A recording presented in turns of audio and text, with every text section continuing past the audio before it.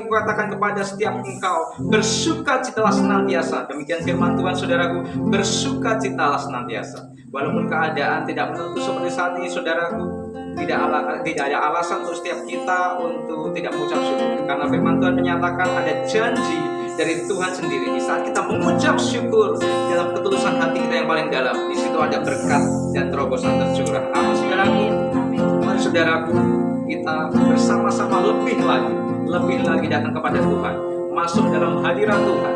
Mari kita bawa pujian, penyembahan kita, penyerahan hidup kita sepenuhnya kepada Tuhan.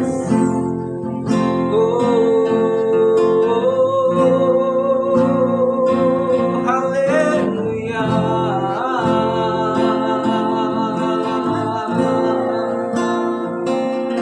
Terima kasih Tuhan atas pemeliharaanmu yang sempurna dalam hidup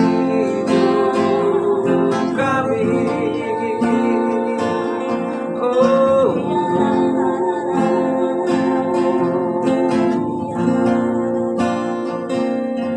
Hidupku menggenapi firman-Mu, tanda mujizat sertai tiap langkahku. Kau bersamaku di dalamku, jadi bukti kebesaran-Mu. Hidupku menggenapi firman-Mu. Amin. Tanda mujizat sertai tiap langkahku. Kau bersamaku di dalamku, jadi bukti kebesaran-Mu. Tuhan, Kau sempurna. Tuhan, Kau sempurna dalam rencana-Mu dan karya-Mu. Ku serahkan hidupku, pulihkan dengan Roh. Tuhan, Kau sempurna. Tuhan, Kau sempurna dalam rencana-Mu dan karya-Mu.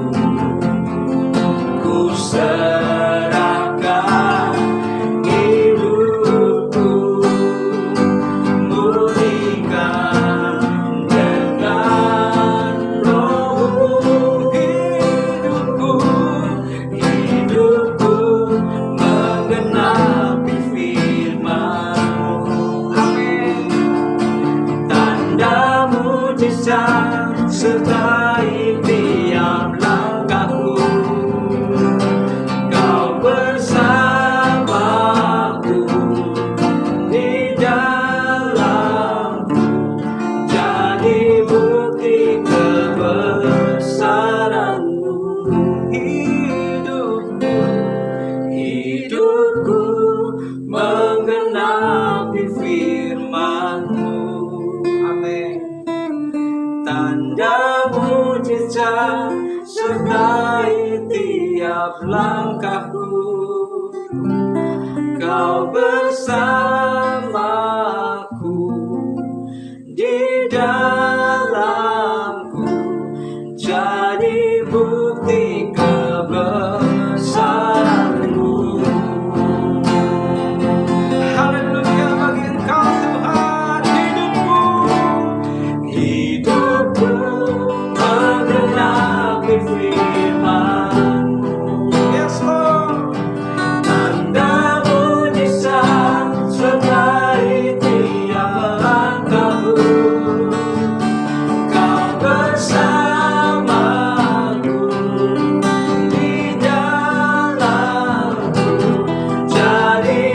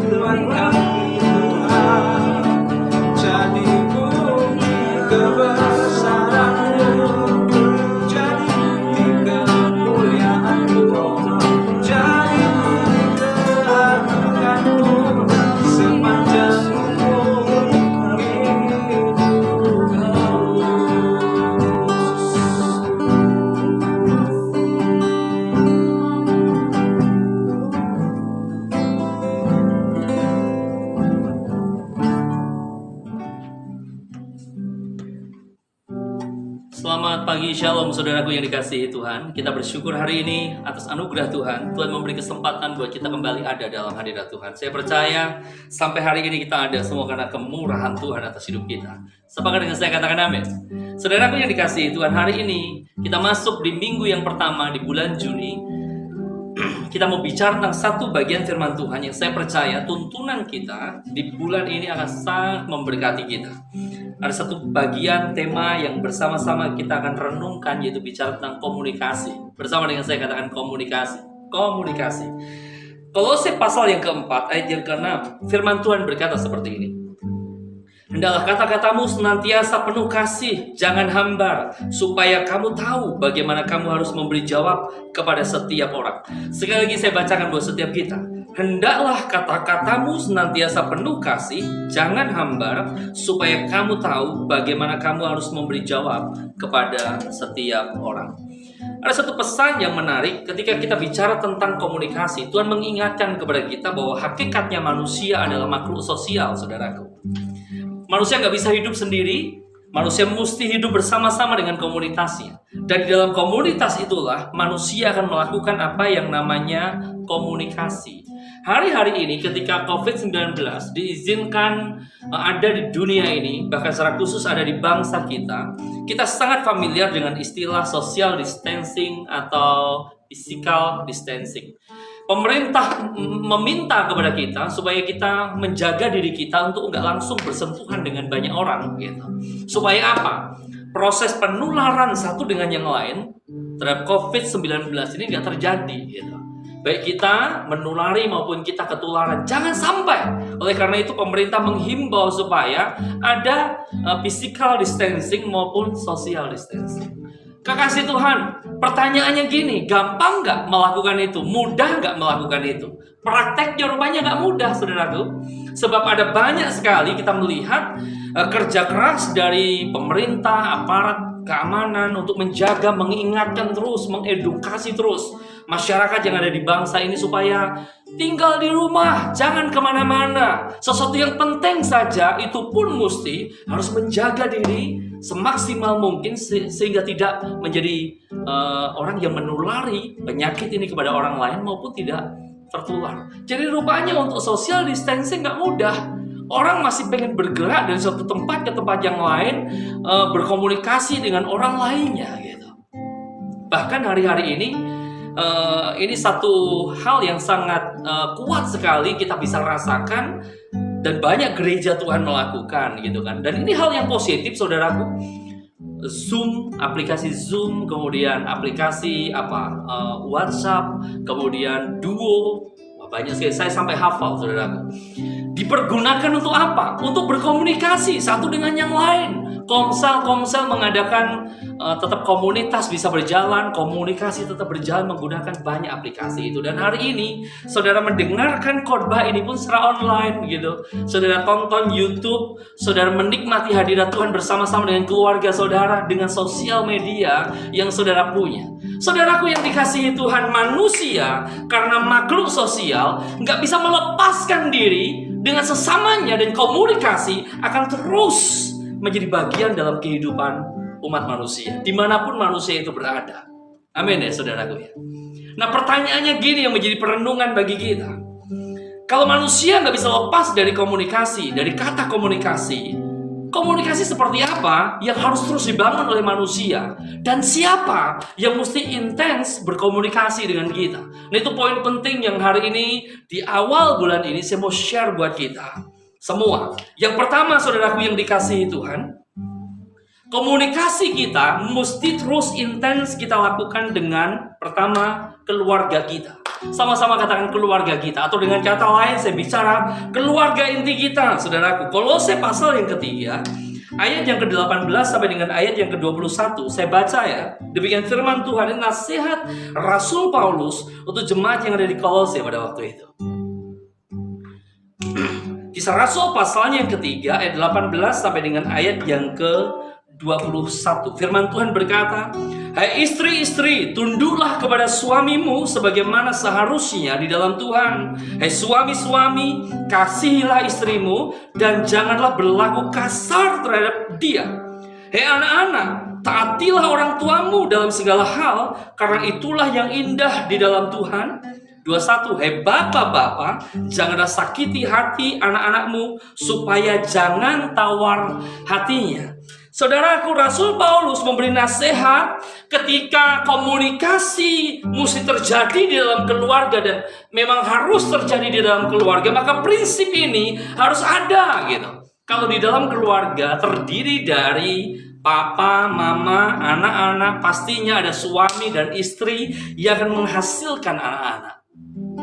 Saudaraku yang dikasihi Tuhan, prinsip atau nilai kebenaran ini mesti dihidupi. Supaya apa? Tercipta sorga turun ke bumi. Bukankah ini yang menjadi kerinduan kita? Satu kali Yesus mengajar kepada para murid, "Guru, bagaimana kami mesti berdoa?" Tuhan mengajar kepada mereka, "Bapa kami yang di sorga, dikuduskanlah namamu. Datanglah kerajaanmu di bumi, di rumah tangga kami, sama seperti di sorga." Sorga bicara tentang damai sejahtera, sesuatu yang harmonis, sesuatu yang menyenangkan, sesuatu yang sangat indah. Dan itu menjadi kerinduan setiap kita. Tapi ada nilai ini, ada prinsip kebenaran ini yang mesti kita hidupi. Apa itu? Nasihatnya gini saudaraku. Yang pertama, nasihat untuk istri. Firman Tuhan berkata, Kolose pasal yang ketiga ayat 18, "Hai istri-istri, tunduklah kepada suamimu sebagaimana seharusnya di dalam Tuhan." Istri-istri dimanapun engkau berada, nasihat firman Tuhan hari ini berkata kepadamu, tunduk kepada suamimu. Harus ada respect, harus ada penghormatan engkau kepada suamimu. Ingat pertama kali ketika engkau menyerahkan dirimu dan memberi dirimu untuk diperistri oleh laki-laki itu, oleh pria itu, engkau melihat dia sebagai satu sosok yang sangat ideal sekali. Saya mau bilang sama saudara, hei wanita-wanita, istri-istri, tetap sekalipun mungkin hari ini usia pernikahanmu sudah hampir usia perak maupun usia emas, atau mungkin yang baru melangsungkan pernikahan, sudah ada kerikil-kerikil di situ, sudah ada penyesuaian demi penyesuaian di situ, sudah ada persoalan demi persoalan di situ untuk saling menyesuaikan. Karena mungkin sesuatu yang dulu nampak ideal, hari ini, oh kok seperti ini suamiku gitu. Dulu masih harum, masih wangi, tiba-tiba mungkin sekarang udah malas-malasan mandi. Saudaraku yang dikasihi Tuhan, atau mungkin yang dulu belum kelihatan aslinya, tapi setelah kau menikah dengan dia, kelihatan semua aslinya. Tapi firman Tuhan berkata, dalam segala keadaan itu, apapun itu, tetap mesti seorang istri punya respect kepada suaminya. Tunduk kepada dia. Hormati setiap keputusannya. Bagaimana pertanyaan kalau suami salah ambil keputusan? Saudaraku, terkadang orang belajar dari kesalahan. Tapi bagian seorang wanita adalah, seorang istri adalah tetap dukung dia dan dorong dia, semangati dia, support dia. Kalau dulu engkau melihat dia sebagai seorang pria yang gagah, yang siap bertanggung jawab, mungkin berjalannya waktu ada proses yang belum selesai atas hidupnya. Saya mau bilang sama saudara, wanita-wanita, istri-istri, tetap dorong suamimu, dukung suamimu. Dia menjadi pria yang maksimal. Setuju katakan, amin. Itu nggak terjadi secara otomatis, ada proses memang.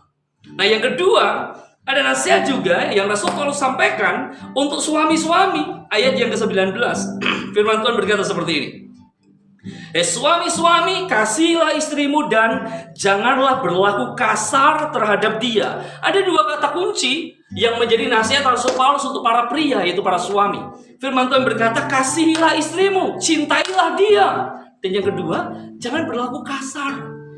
Hei pria-pria, ketika dulu kau datang kepada orang tuanya, kemudian kau meminta dia untuk menjadi istrimu, engkau berjanji untuk menyenangkan dia dan membahagiakan dia. Hari ini saya berdoa, dalam konteks pasangan suami istri tidak akan pernah muncul istilah pil maupun will, atau pria idaman lain maupun wanita idaman lain.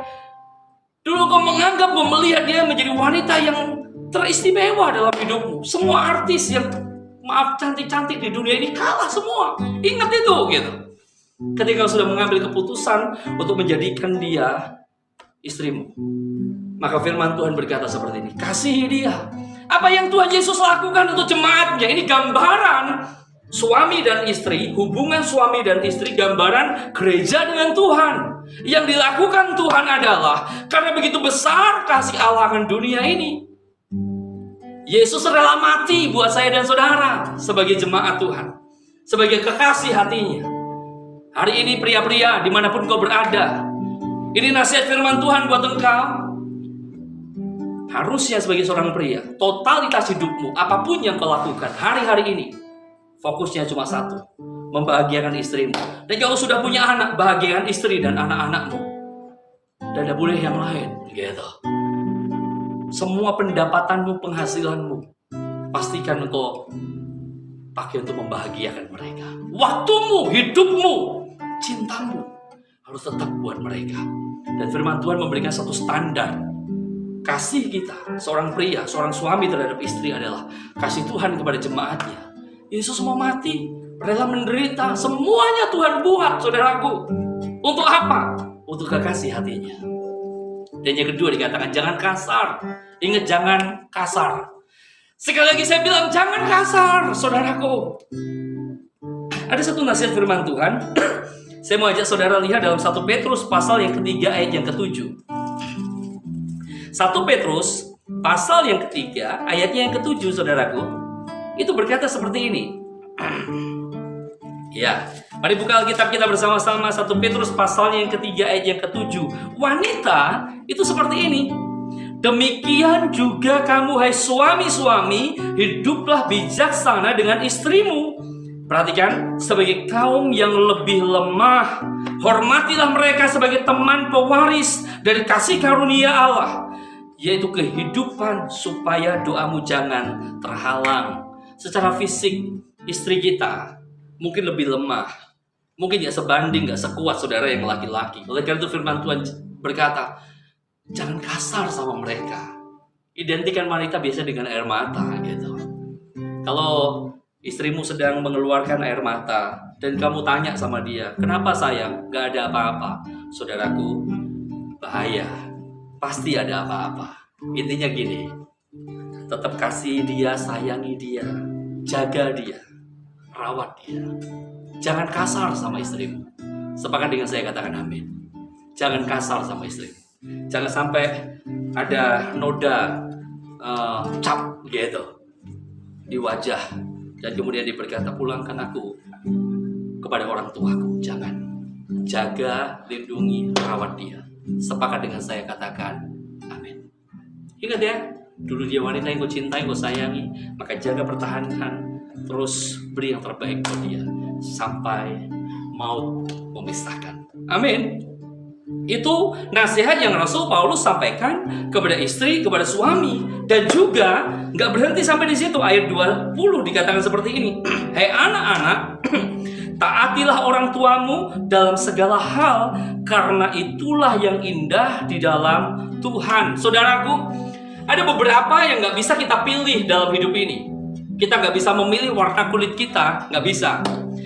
Saya diciptakan Tuhan dengan warna kulit yang hitam. Dulu ketika gambar diri nggak bener, saya masih merasa, waduh, hitam tuh nggak terlalu oke gitu. Tetapi ketika di dalam Yesus, saya disadarkan, oh, hitam tuh rupanya manis gitu. Itu yang pertama. Yang kedua, rupanya saya dicipta Allah menurut gambar dan rupa Allah. Jadi rupanya nggak masalah, saudaraku. Nggak masalah. Apa warna kulitmu, entah hitam, sawo matang, putih, semuanya indah di dalam Tuhan. Sepakat dengan saya, katakan amin.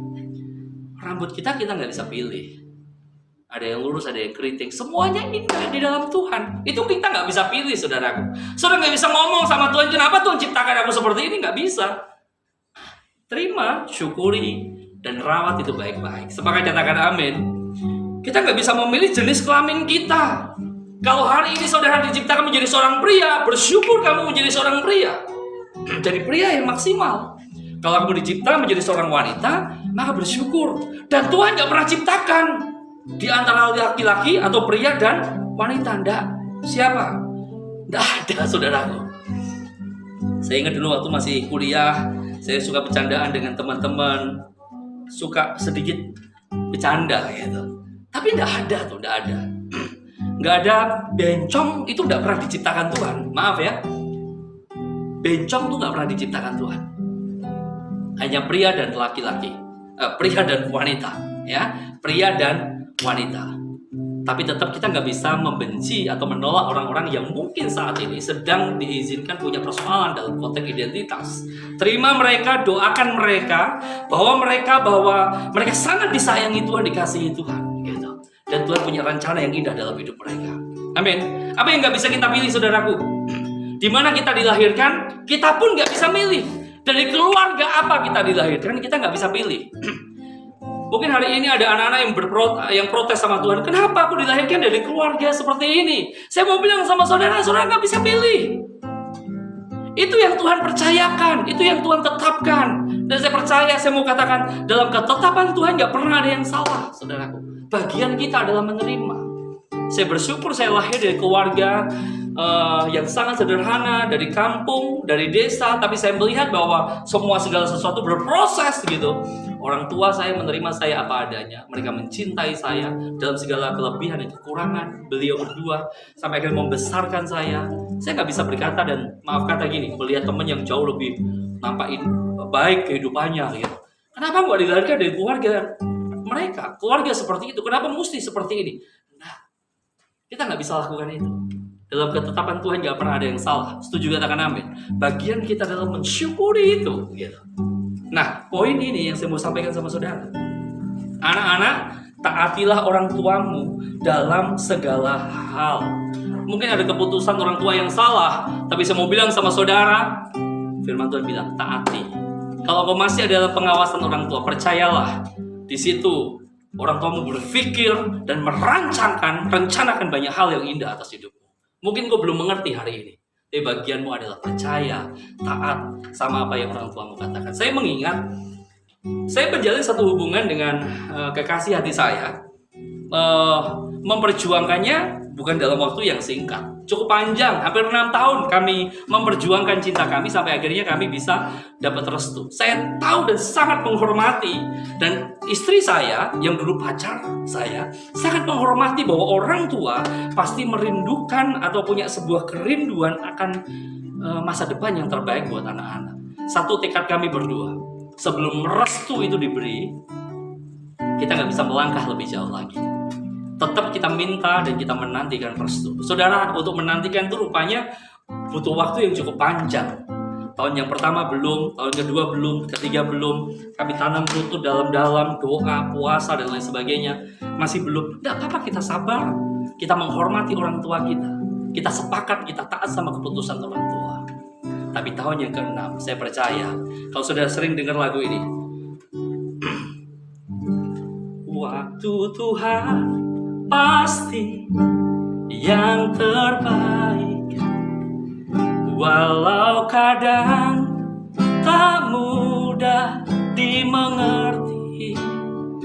Lewati cobaan, ku tetap percaya waktu Tuhan pasti yang terbaik. Saudara, waktu Tuhan itu yang terbaik.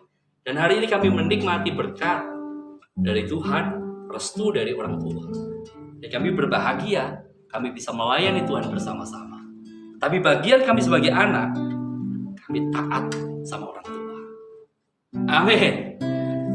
Yang ketiga, nasihatnya gini, untuk ayat yang ke-21. Bapak-bapak, janganlah sakiti hati anakmu, supaya jangan tawar hatinya. Nasihat untuk orang tua kepada anak-anak. Apa? Jangan sakiti hati anak-anakmu. Jangan bikin mereka tawar hati. Apa yang dilakukan orang tua? Jadi teladan buat mereka. Harus imbang antara nasihat, teguran, dan juga reward buat mereka. Itu penting. Orang tua jangan hanya, kamu harus ini, kamu harus ini. Tidak, ada kalanya di waktu yang bersamaan kita juga support, dorong mereka. Beri perhatian, beri penghargaan buat mereka. Karena mereka melakukan sesuatu yang baik. Amin. Itu terjadi dalam ranah keluarga. Dan saya mau katakan sama saudara, ketika keluarga kita memiliki damai sejahtera Allah, keluarga kita diberkati, keluarga kita berbahagia, maka apapun yang kita lakukan di luar itu akan maksimal dan nama Tuhan dipermuliakan. Amin. Jadi nasihat yang pertama dalam konteks komunikasi hari ini adalah pastikan saudaraku, engkau intens berkomunikasi dengan keluargamu, apalagi dalam masa-masa saudara banyak di rumah, ada banyak waktu di rumah, boleh main handphone. Saya pun banyak dapat masukan gitu. Kadang kalau sudah pegang handphone, lagi siapin khotbah atau apa, saudara yang kecil datang gitu, mau papa, saya bilang sayang sabar. Tapi saya mesti sadar diri, oh nggak bisa, saya mesti taruh handphone saya dan main sama dia. Dan juga bersama dengan keluarga. Itu penting ya, saudaraku yang dikasihi Tuhan. Terus saling menyempurnakan yuk, satu dengan yang lain, istri, suami. Kita dalam satu kesatuan di dalam Kristus, sampai maut memisahkan, saling mengasihi satu dengan yang lain, juga orang tua kepada anak-anak dan anak kepada orang tua. Akan terjadi satu harmonisasi yang sangat indah, dan disitulah kerajaan Allah dinyatakan. Sorga turun atas rumah tanggamu. Amin. Yang pertama itu.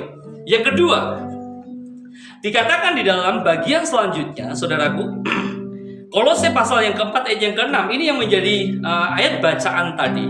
Saya baca sekali lagi buat kita. Kolose pasal 4 ayat yang keenam. Hendaklah kata-katamu senantiasa penuh kasih, jangan hambar, sehingga kamu tahu bagaimana kamu harus memberi jawab kepada setiap orang.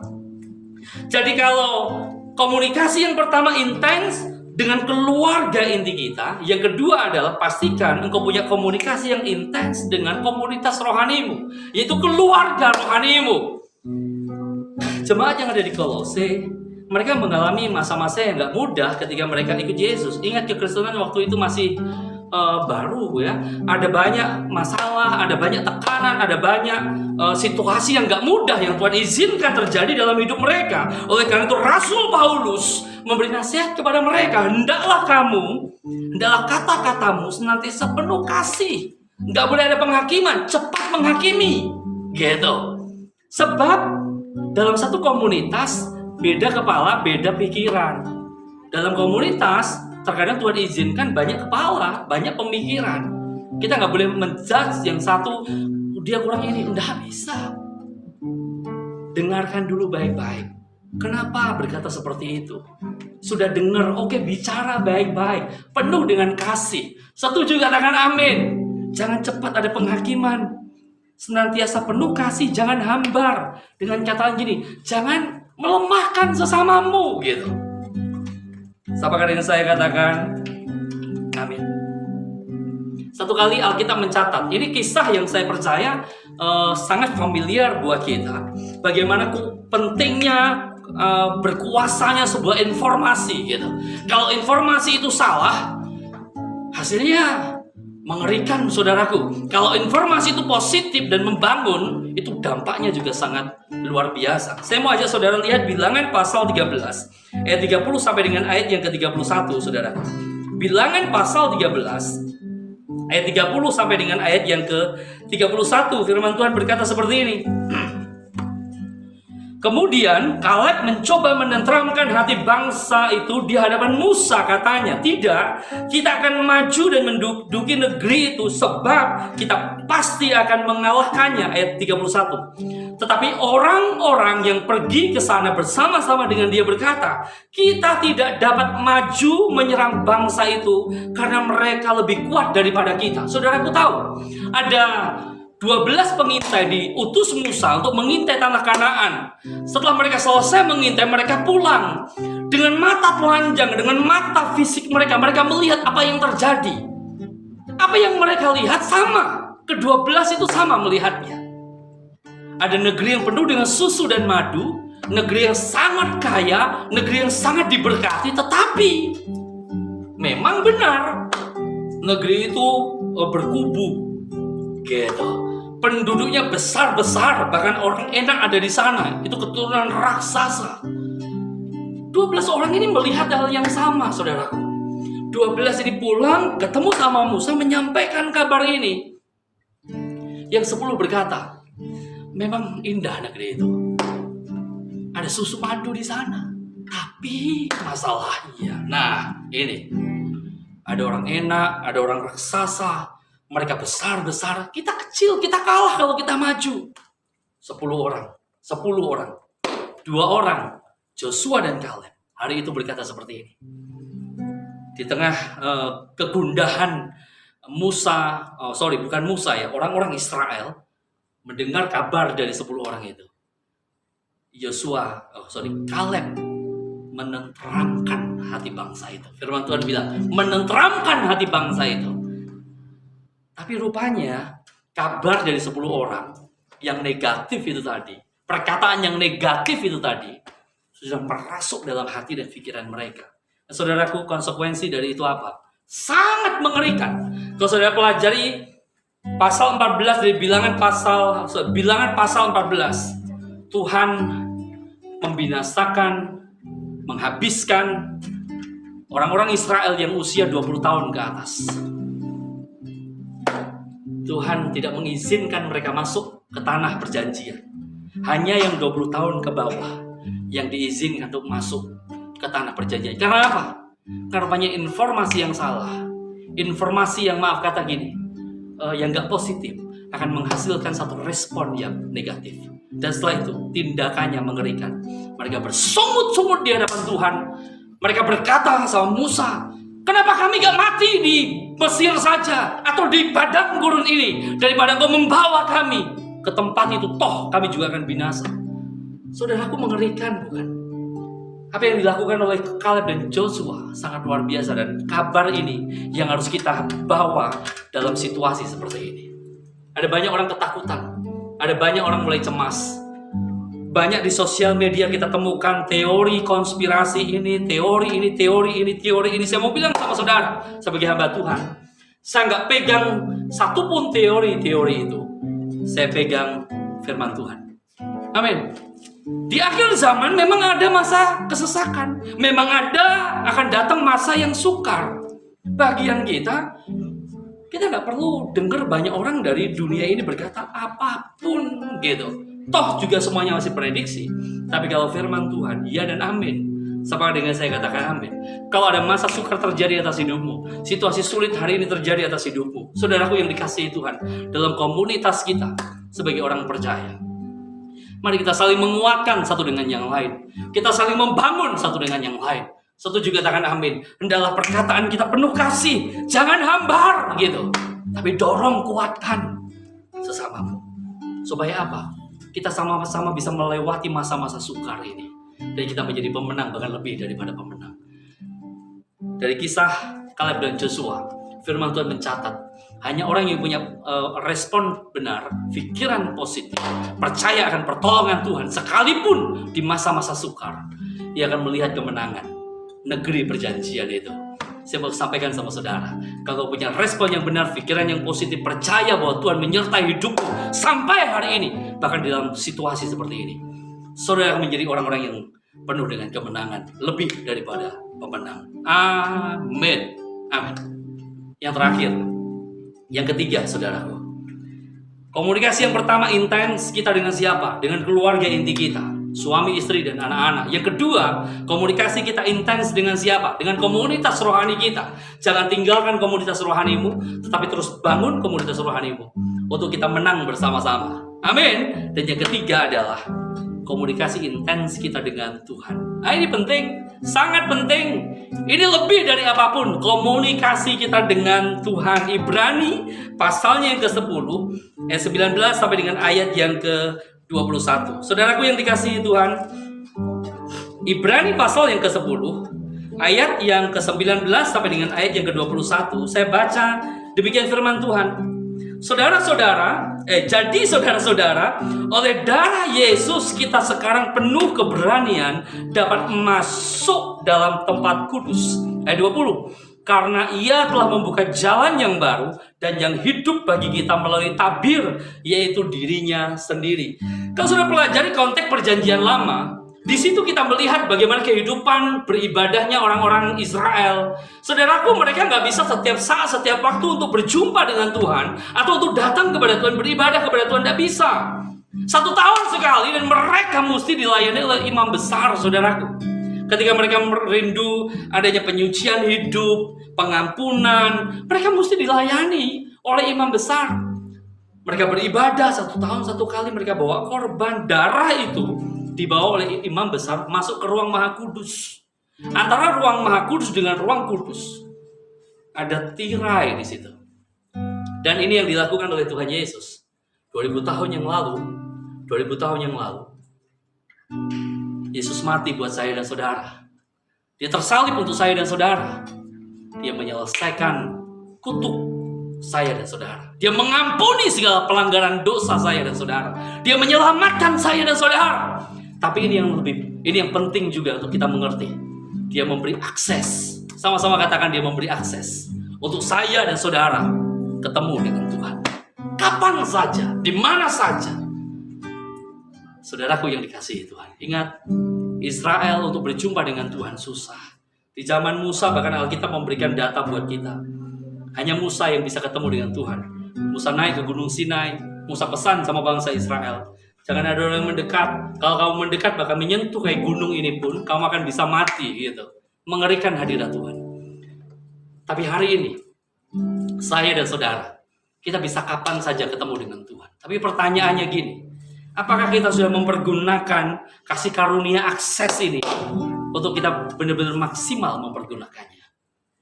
Saya mau bilang sama saudara, jangan hanya peduli dengan kepentinganmu pribadi, kesukaanmu atau hobimu pribadi, dengan kau meninggalkan Tuhan. Hari ini kita masih diizinkan ibadah dengan cara online seperti ini. Saudara, di rumah-rumah kami melayani dalam situasi seperti ini.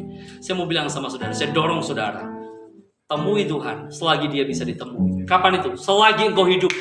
Kalau sudah engkau meninggalkan dunia ini, kau sudah selesai, kau dipanggil, engkau nggak bisa menikmati masa-masa atau saat-saat yang menyenangkan untuk kau bergaul karib dengan Tuhan. Saudaraku, akses Tuhan sudah kasih, akses Tuhan sudah beri. Yesus mati buat saya dan saudara. Dia buka pintu. Tirai bait Allah terbelah menjadi 2. Dari atas ke bawah. Tidak ada lagi sekat antara kita dengan Tuhan. Kapan saja kita bisa ketemu dengan Tuhan. Kapan saja kita bisa mengalami Tuhan. Dan menikmati Tuhan. Oleh karena itu, hari ini saya mau sampaikan ini buat saudara. Ayo, lebih intim lagi sama Tuhan. Dekat sama Tuhan. Alami Tuhan dalam hidupmu. Komunikasi kita terus terbangun hari demi hari, semakin indah. Pertama, dengan keluarga inti kita. Yang kedua, dengan komunitas kita. Yang ketiga, dengan Tuhan kita. Yesus menunggu membuka tangannya lebar-lebar dan berkata, "Kamu, mari anakku, datang kepadaku." Bersama dengan keluargamu, bersama dengan orang-orang yang kau kasih.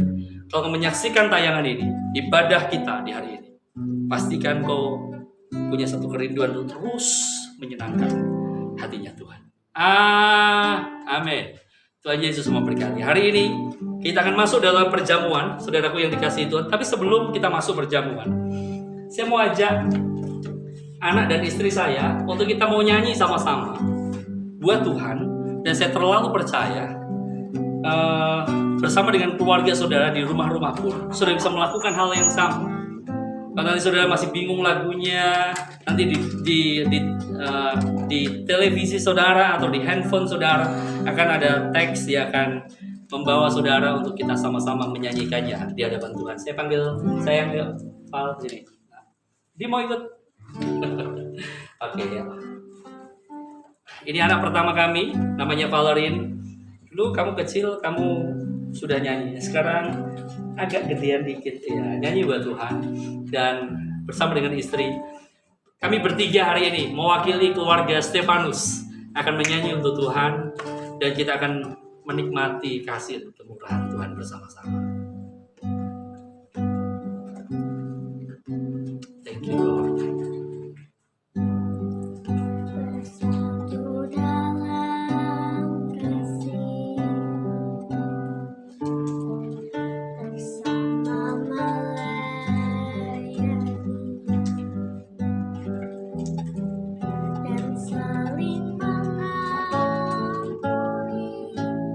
Ini doa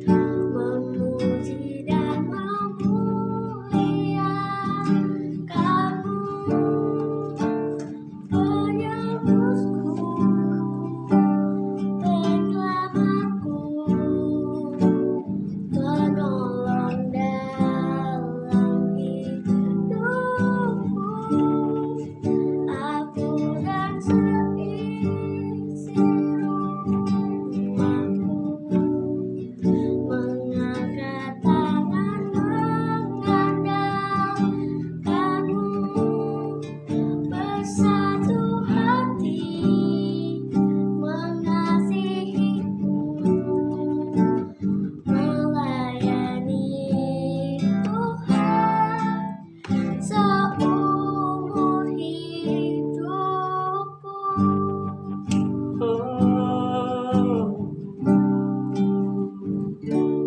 Bersama-sama ya Bapak Ibu. Bersatu dalam kasih, bersama melayani,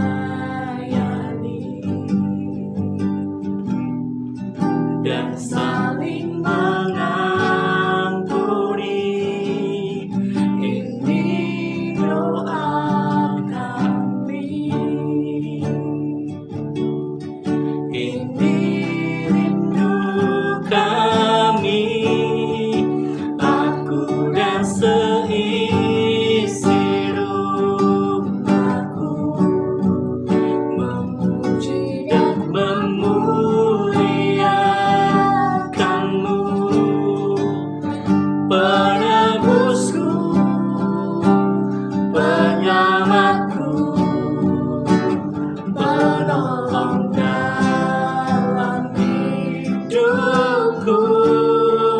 Aku dan seisi rumahku mengangkat tangan mengandalkanmu, bersatu hati mengasihimu, melayani Tuhan seumur hidupku. Oh, aku dan seisi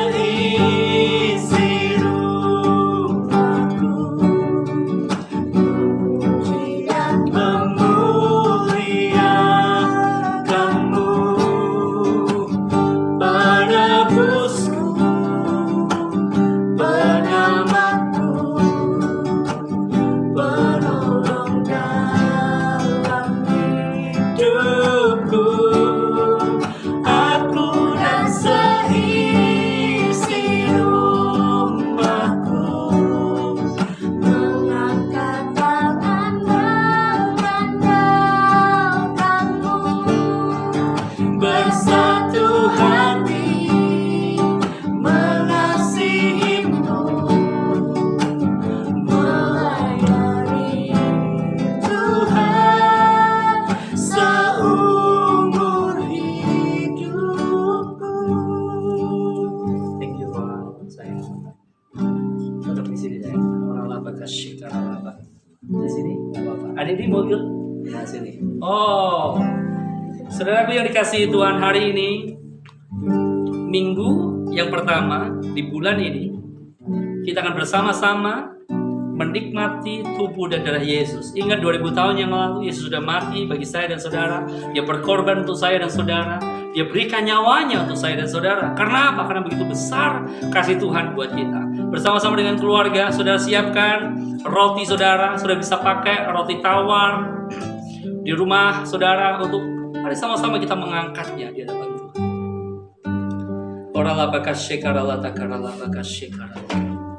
Pada waktu malam ketika Yesus akan diserahkan, dia mengambil roti. Sesudah itu ia mengucap syukur atasnya. Ia memecah-mecahkannya dan berkata, inilah tubuhku yang diserahkan bagi kamu. Perbuatlah ini setiap kali kamu memakannya menjadi peringatan akan aku. Kekasih Tuhan, bukankah roti yang ada di tangan kita adalah persekutuan kita dengan tubuh Kristus? Mari makan di dalam nama Yesus.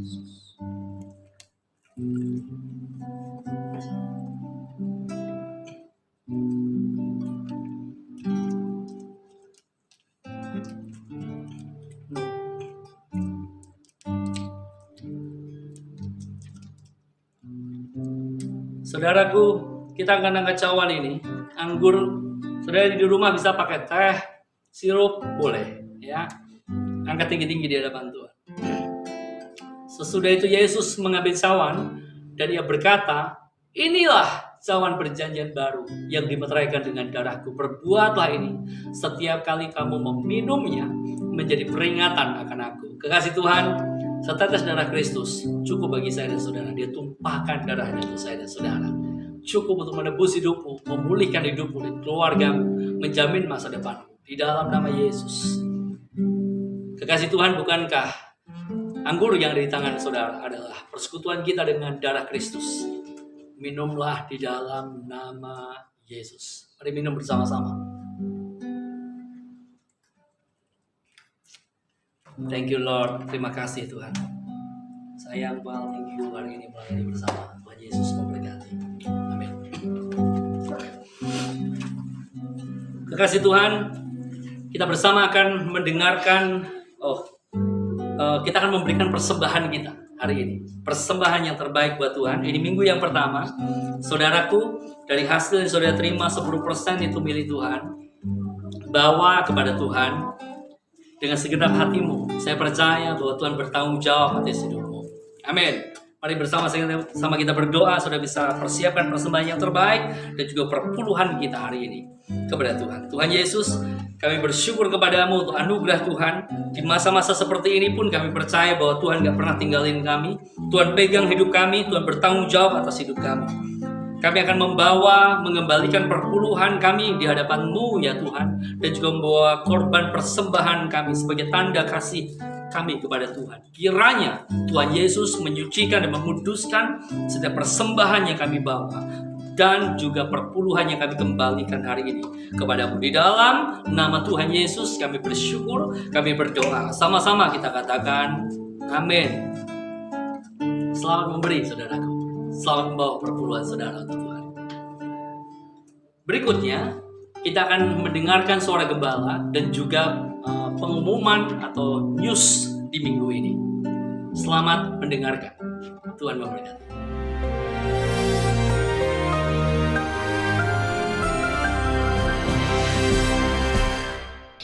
Shalom warga kerajaan, dalam tema tentang communication. Maka saya dan istri sempat memberikan tips bagaimana membangun komunikasi dengan keluarga. Itu beres ketika komunikasi dengan Tuhan juga beres. Dan firman Allah mengajarkan kita, saya berbicara pada awal bulan ini, yaitu dari kitab Habakuk.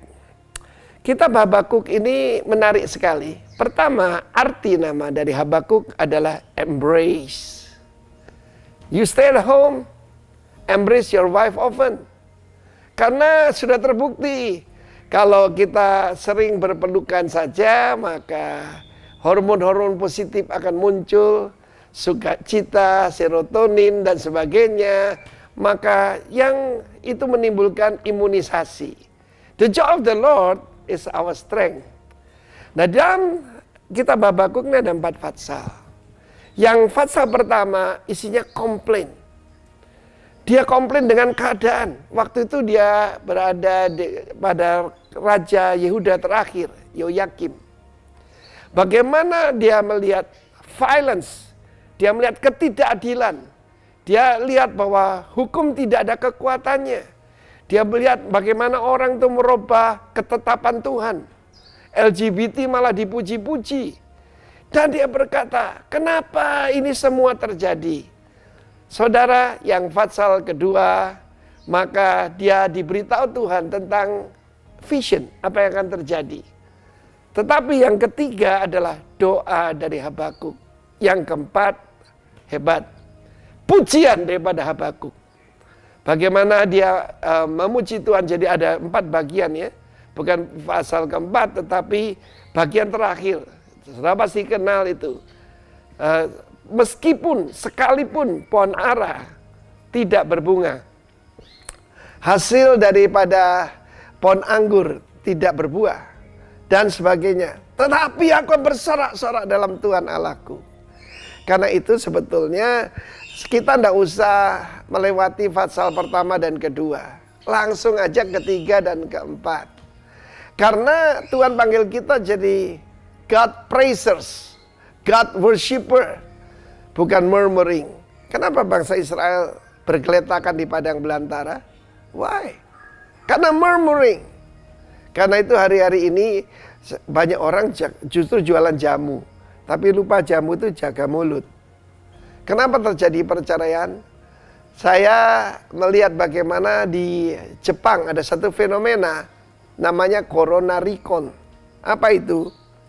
Ya, divorce because of corona. karena tinggal di rumah. Kan gaya hidup orang Jepang itu yang penting tuh office buat orang laki, bisnisnya. Dan malam pun mereka malu kalau pulang dibilang malas. Jadi mereka pergi ke bar, minum, pulang ketemu istrinya mungkin setengah jam mabuk dia tidur. Tetapi kita sebagai umat Tuhan, it's time to build, it's time to praise the Lord. Karena itu jangan jadi warrior, jadi warrior. Warrior itu pahlawan, warrior orang yang selalu khawatir. Apakah dengan kekhawatiranmu engkau bisa mengubah keadaan? Tentu tidak, bukan? Karena itu skip yang pasal pertama, langsung saja pasal 3. Lewat doa Tuhan akan menerangkan kepada kita. Ketika ada kingdom connection, maka kita akan hidup ini penuh dengan sukacita, penuh dengan sorak-sorai. Kata Habakuk, I will rejoice in the Lord, my strength. God bless you. Amin.